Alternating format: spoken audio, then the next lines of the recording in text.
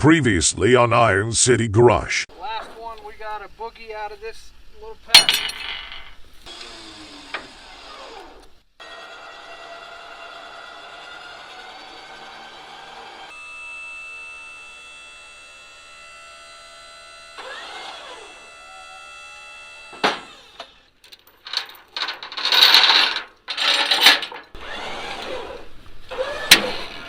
That's purely just that go around the block strap.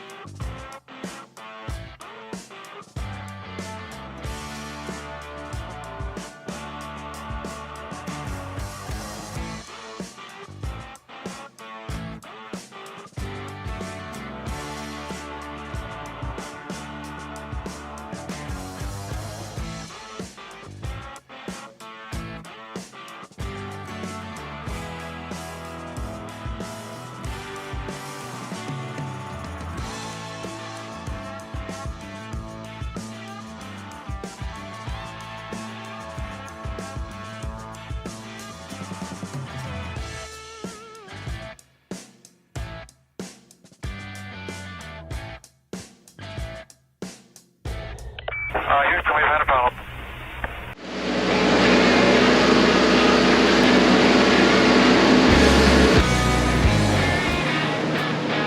Everything's spent, so...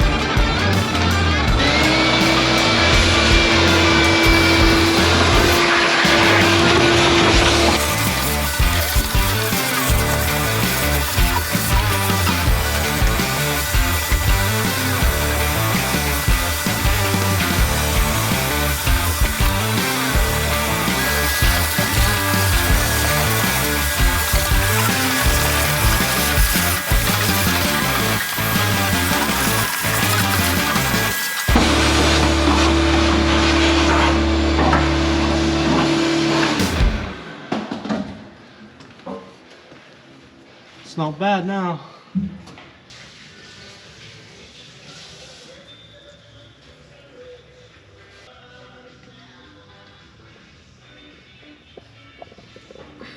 That looks like another clean one, Pete. Yeah, this starts from that.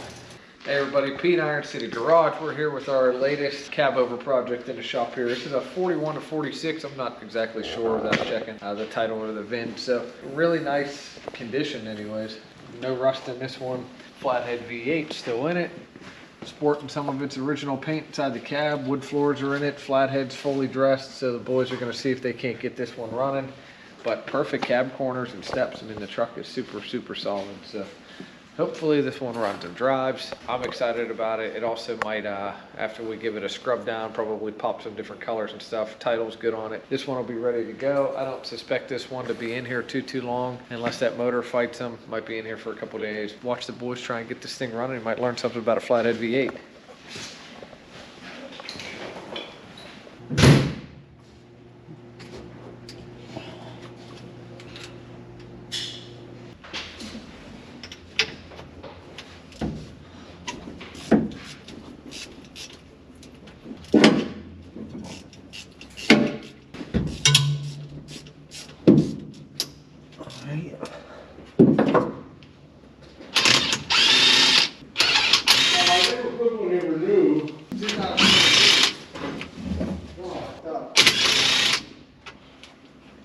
Butchie was a lot of things, but that guy could tune a carburetor. So right now it won't run. Probably something stupid, and probably the same thing as that Mustang lost sparking. Well, I bought his mom's house, did I tell you that? His what? His mom's house. Angeline Essie's 96, I bought her house. Where's that at? Fucking great over by the garage. More closer to the sausage shop there, off of Lenora. The Corvair is, you know, it's going to need the tank. Well, it was being nervous, but he died in 2020 or 21, and he was driving that thing. I mean, I remember when he bought it. He had some glass in it.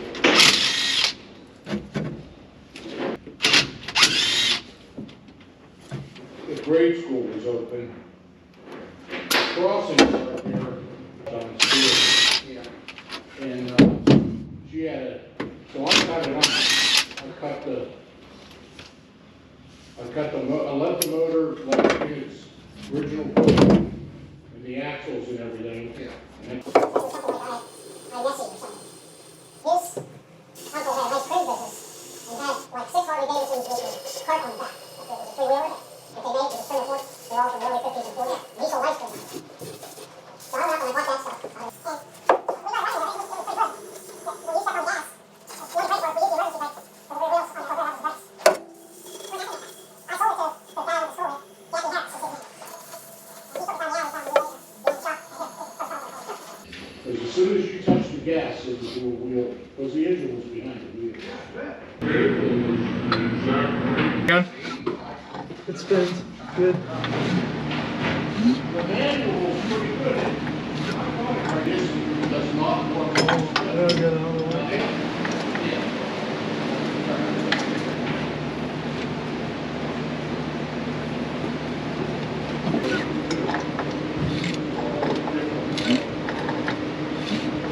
I want to fill these back up again and then I'm going to see if we can get some spark and stuff. He also told me 65 years old. He don't need a direct cable. I don't know what's going to happen. Sure. Somehow, maybe. She turned, you don't know? Oh, yes. Yep. Now you got something to do, Joe. Turns. Yeah, hopefully we got spark and we ain't going to mess around that cap up there. You Diver's know? helmet. Yeah, you have to pull a rad. Yeah, I'm going to check that here shortly. I just wanted to get it spinning real smooth, you know. Okay, get some now, oil in there and stuff. Mr. Bates will walk you through. Clay, don't forget now, these are positive ground. When you jump this coil, you want to make sure that you're jumping from the negative side of the battery, because the positive side's going to the frame or the engine block. Okay. All right, try to remember that. There's a bare wire right there. The switch might work. No. Well, it'll work if you hit it, I guess, but you could just put a little jumper wire on that from your battery. Okay. If everything's good, it should work with the starter button once you connect it up. Whether the key doesn't have to be on for that to work. And all this does, this grounds a pole on the solenoid to work. And that solenoid's down there on the inside of the frame, next to the starter. We'll just put some oil on that side, and I might spin it around. Get It spinning. Get it spinning. That's the first thing you want to do is get it. I wanted to go pretty smooth. You know, there's a little tight spot in there. I figure some oil would clear it up. See if you got compression on every one. Look in the holes, see if the valves are moving up and down. And then if all that's good, then you got to go for the spark. See if you got spark. Hopefully you'll have spark. Yeah, that's what I was saying too. I hope it got spark. A lot of these, the pans rusted through. And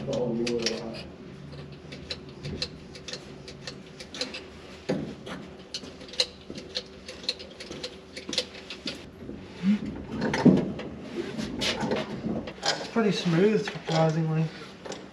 There's one tight spot it gets to, but it's going away.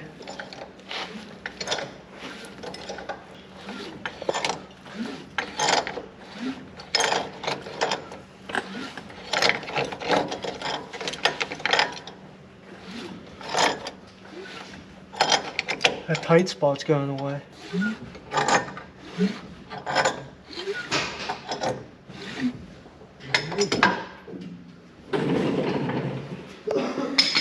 Now we can see if we can get it cranking over on the battery. Hopefully this got some.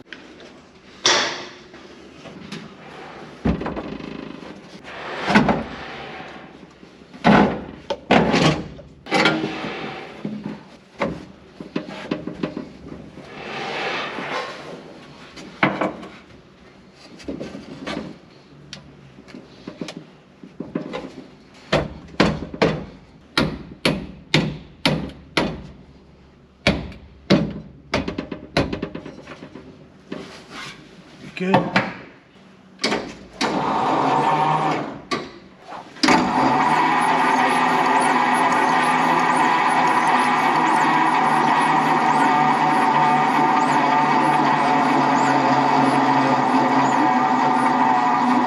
Everything's moving as it should. So this one got to be moved for me to see if it got spark? yeah, that's the ignition switch. Now it might be locked, because this will lock it. That's what that key does. Yeah, that's turned now. Maybe it just needs a little. Yeah. Love Put that. spray some penetrating oil in there. Okay. Really, you want to be, while you're cranking, you want to put your thumb over them holes and see if you're getting anything.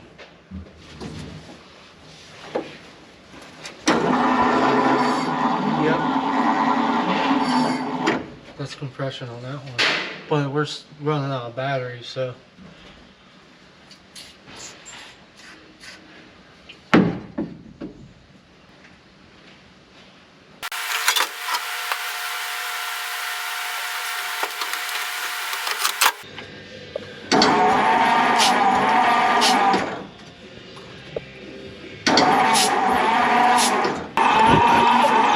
Good compression.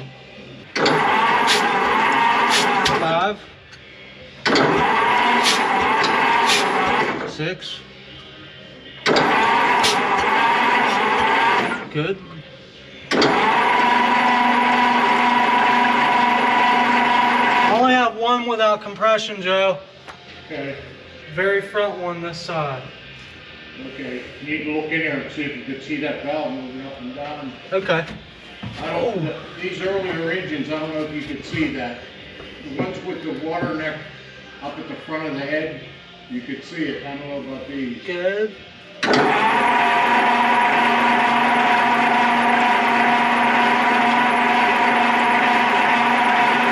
moving. Pour a little more oil in there and a little more penetrating oil. One of them valves has to be stuck, I hope. Then go on to your spark, see if you can get it to spark. Okay, I want to see if I get that switch to kick over real quick. The coil on this, so you can jump right to that wire that's bare, because the other wire goes down to the points to be grounded. Get a shorter coil wire and, you know, see if you're getting spark there.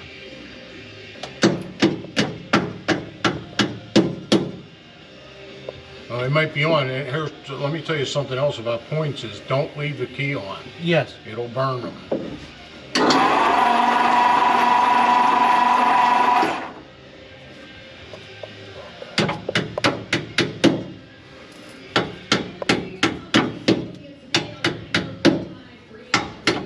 Make sure you got juice there for you.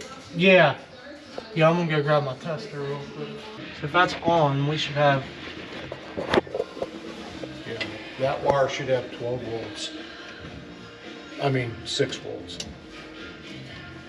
Now, the other side, you know, it goes to ground. So that's the trouble with using a meter. You can't see it pulsating with a digital meter.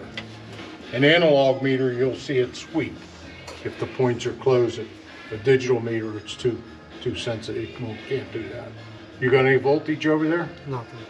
On the other side of the coil? Oh, what about this side? You don't have any voltage? No. Oh, okay, then you need to jump to that, yeah. Where's on and off? This is on. Okay. That side will be on. Yeah, the switch is probably corroded inside. You know, you got to go through the whole harness. That's why I say jump from the battery. Just yeah. okay. And then that way you know it's on, it's off. You know. Yeah.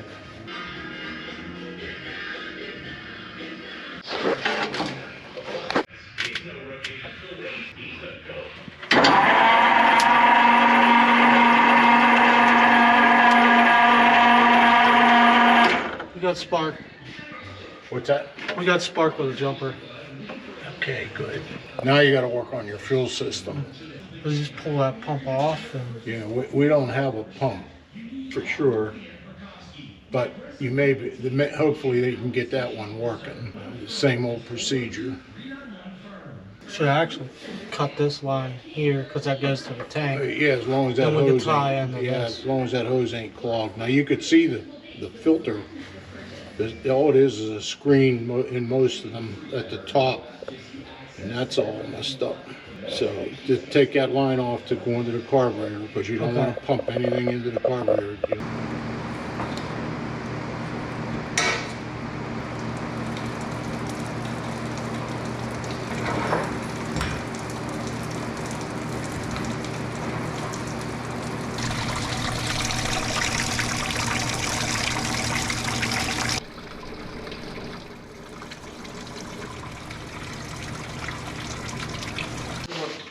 No.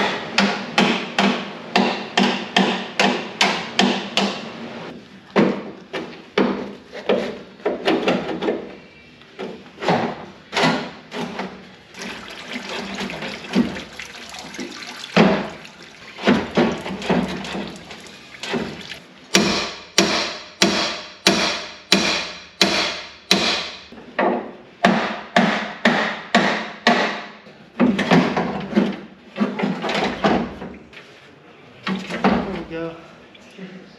Oh, shit. That thing's heavy.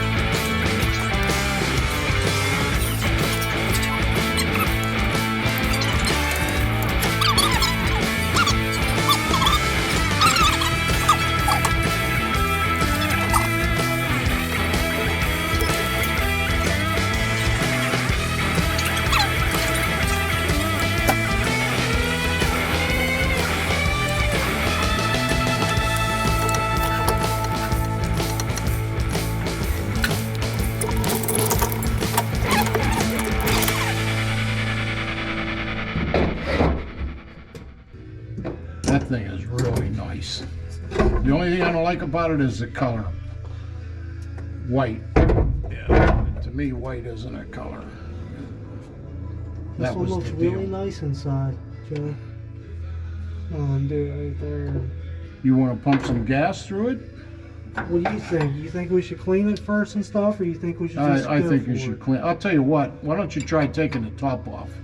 How This- about that? Yeah. Okay.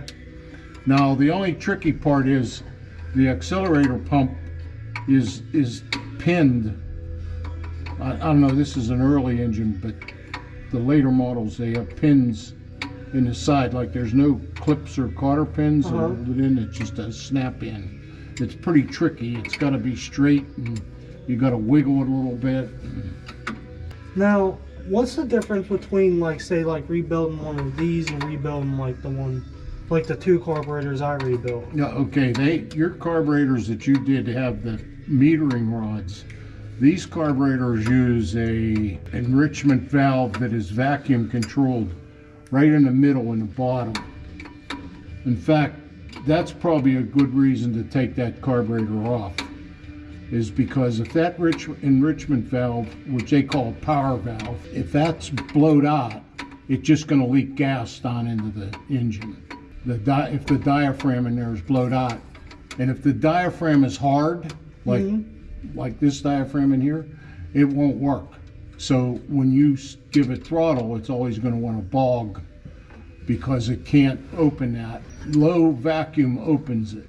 You know, give it full gas enrichment, as they call it. Yeah, take the carb off. Yeah, Yeah, I was trying to get that. Yeah, take One of these ends to pop off. Yeah, take the carb off. Well, here's the way these work. Let me show you. You grab this and pull it. It's spring loaded.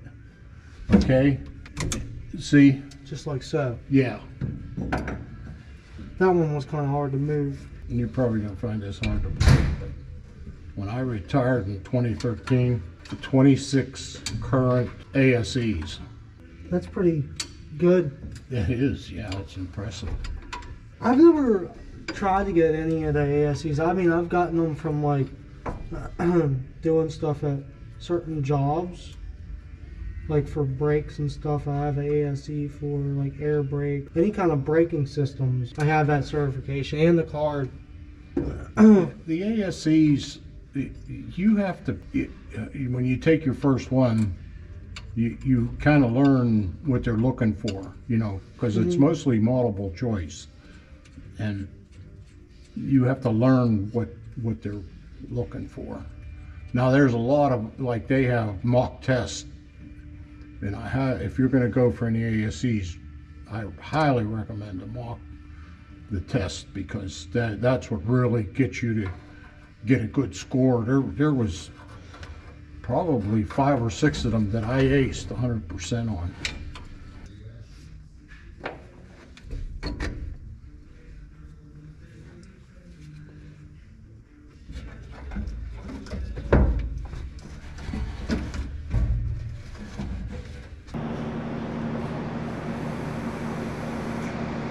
Needle and seat's stuck.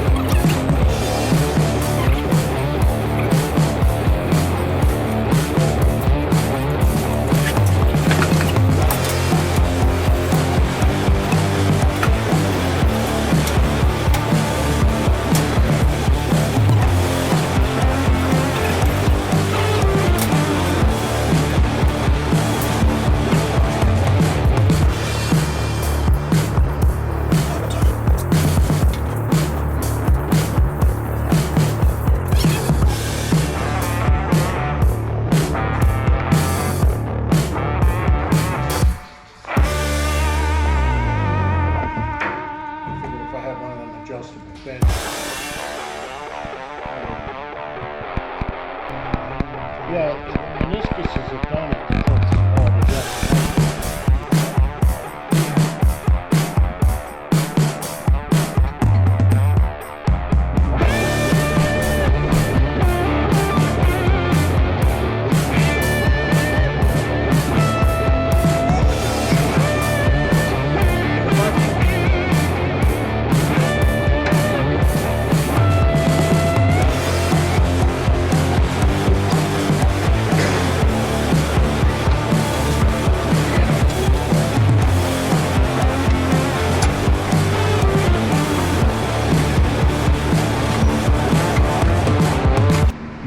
You know, it all looks good because the dirt settled over the years. Yeah. You know, that's the issue.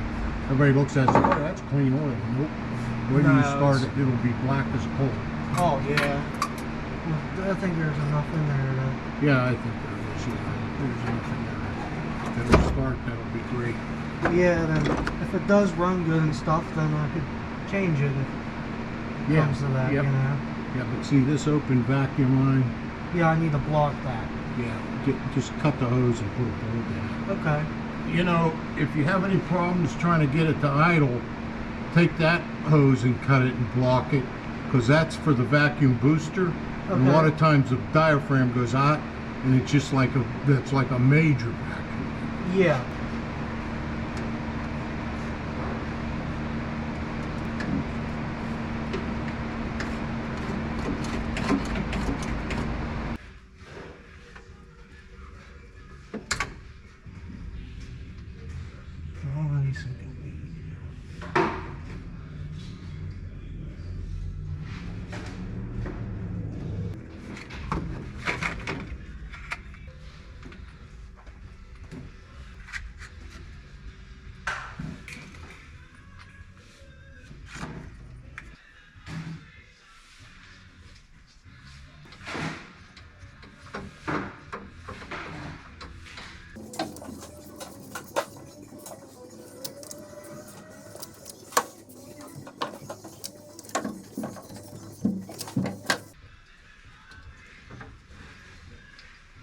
See, I can't leave.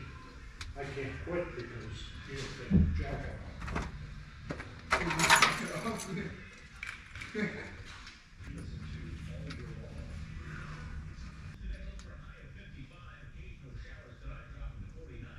I'm between 25 and 30.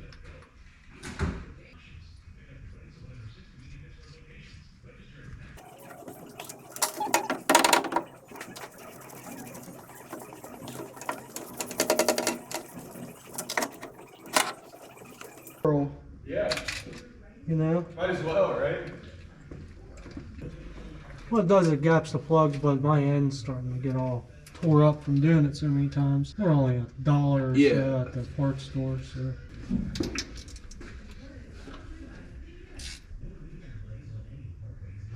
Alright.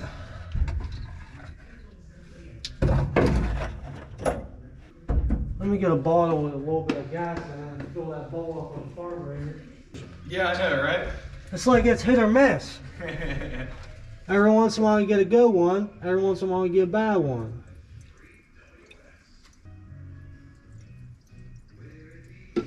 Should work. Now I gotta hook up my jumper again. She should fire.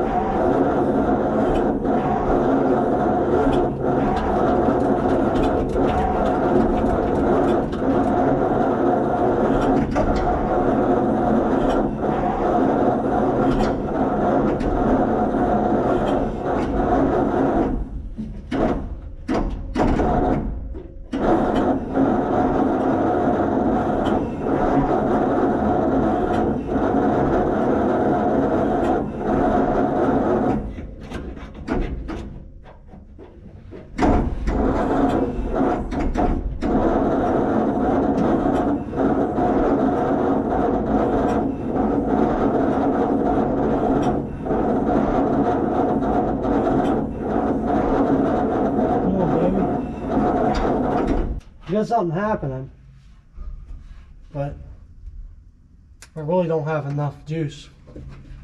It's not spinning me fast enough. Yeah. No, I'm not getting anything right now.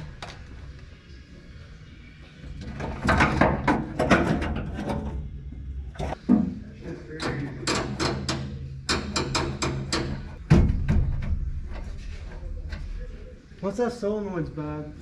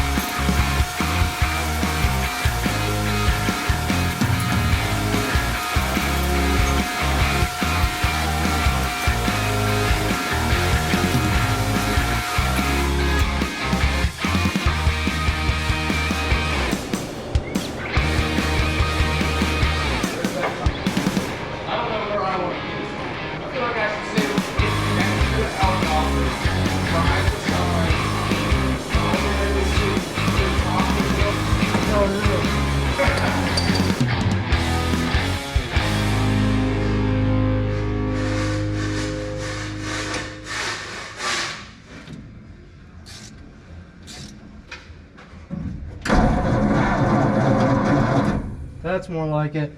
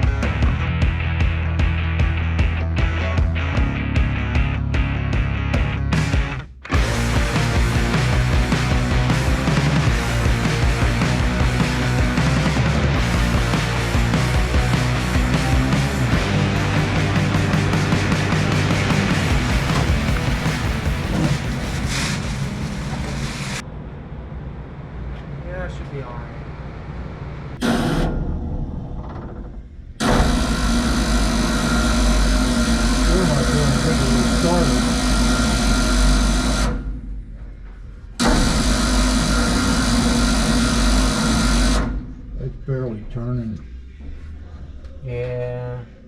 So what's up with that? Is the ring gear spinning on the flywheel now, or I am not. Hold on, I just have to put this on. or is the starter drive spinning?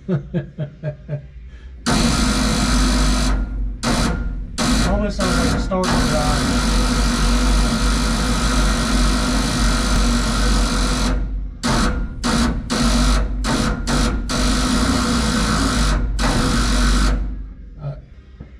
What the hell? Well, it didn't do that till we put that other solenoid on. Yeah.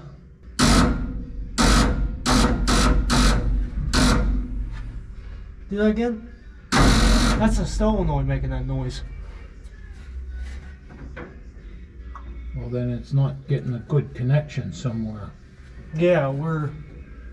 Hold on, let me get a little snug on this one. Okay. Try that. It was a hair. Where's the? Where'd you put the ground on the jumper wire? You didn't go to the post on the starter with it, did you? No. What's it grounded to? No, not that wire. The wire I could see clipped on the starter. Oh, this? No, this one here. Where on the top of the starter I could see it. Where's Yeah. that? What's that on? That's on that post. Why? Or you want it over here? No, it has to be on a ground, like the battery or the block. There's a battery. Ground or positive now? What do you want? That would be a negative. Or, That's okay. We want it on a block ground. so this one here. Okay. Yep. Well, how come the other one worked? I have no idea, but that must have been a problem all along. That's why I kept asking you, is that on the ground? It has to be grounded. Like this wire here, when you put it, I've stuck it up through the dash. I was going to connect it to that button, but that button's bad. But all you have to do is ground that wire to earth, to on this case, the positive terminal. All right, so we're got ignition now.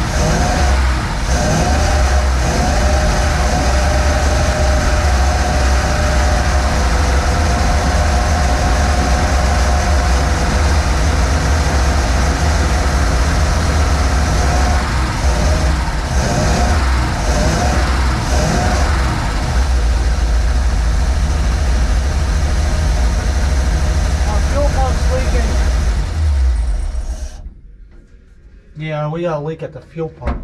Okay, that's the diaphragm. Yeah. That's Okay. You remember I said that's a little stiff. Let's hope it works. Yep. All right, so we need a fuel pump or a diaphragm, which we don't have, but we got a good running engine, Yeah. and we figured out the starter problem.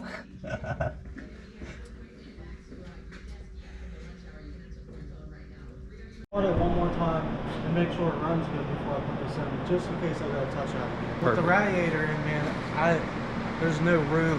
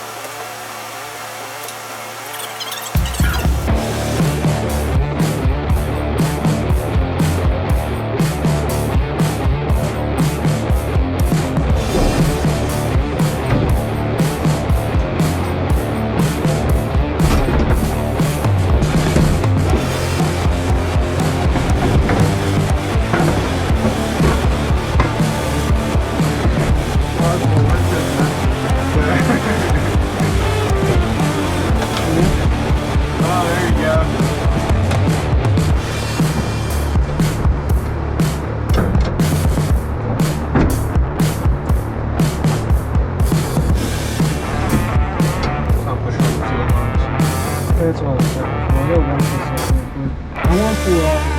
Okay, let's do that then.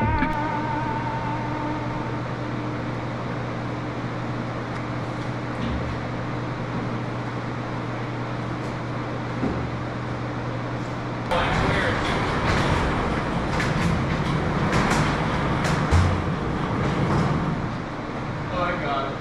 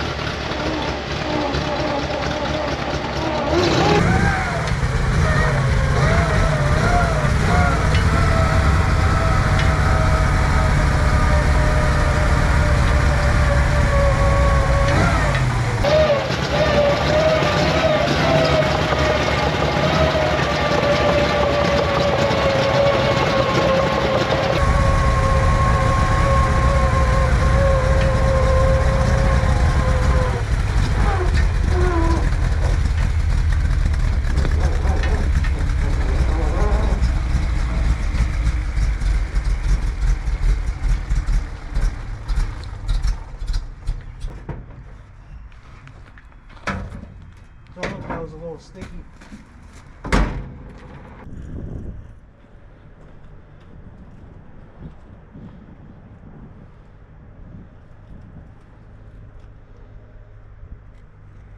Hey everybody, Pete in Iron City Garage. We're all done with this 47 Ford cab over. This one runs and drives. It runs and drives well.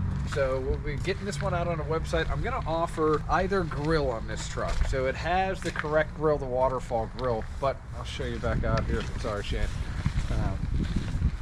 This grill, all the grill bars are missing.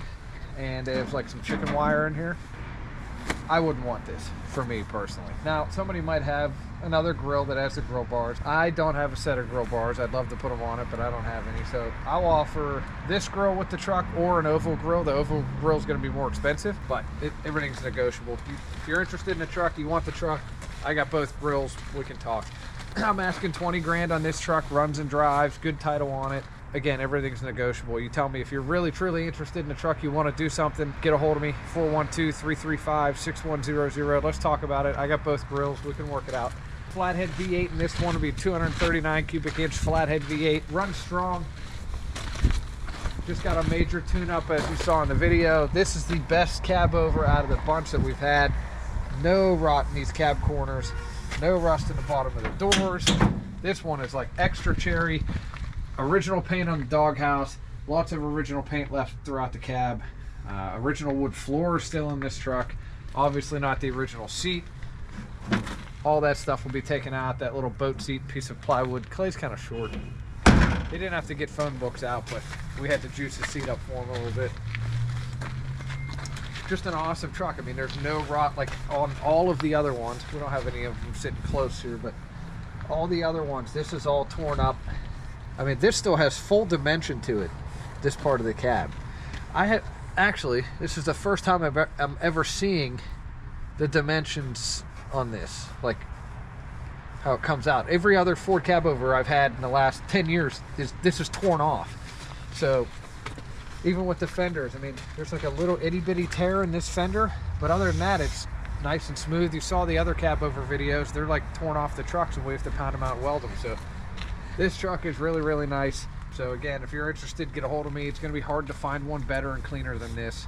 Now that it's out of the shop, I'm really, really noticing how good this one is. So stay tuned for the next one. We're getting ready to drag a bunch of stuff in. We're blowing stuff out on the website.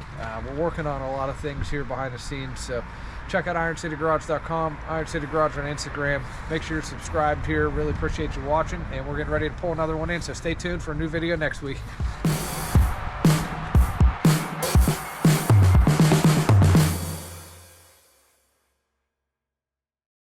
Hey, thanks for watching our video. We really appreciate it. I hope you enjoyed it. If you have cars like these in your garage, if you have a fastback Mustang or convertible Impala, a nice original paint pickup truck or an old cab over truck, and you want to sell it, I'd love to try and put a deal together with you. You can get a hold of me at 412-335-6100. We pay excellent prices. We pay finder's fees. You know, it's no secret. We do make a little money on the YouTube videos, so that allows me to pay, you know, sometimes market value or really good prices for these cars. We'd love to come out and drag it out of your barn. We'd love to film it. We'd love for you to be a part of that whole process. So if you have an original paint or an original old fastback Mustang that needs work like these ones I have on my trailer, or if you have an old pickup or again a convertible Impala, cab over truck, whether it doesn't matter where you are, we buy nationwide here in the United States, all the way as far as California. I've had stuff New Mexico, Arizona, Oregon, Washington, high desert stuff we love. So, or if you're on the East Coast and it's a rusty Mustang or a rusty convertible Impala, that is fine. We typically don't buy many trucks on the East Coast, but I buy a lot of cars on the East Coast. If you have cab over parts also, especially for these early Fords, I'd be interested in that. It never hurts to send me an email or a text.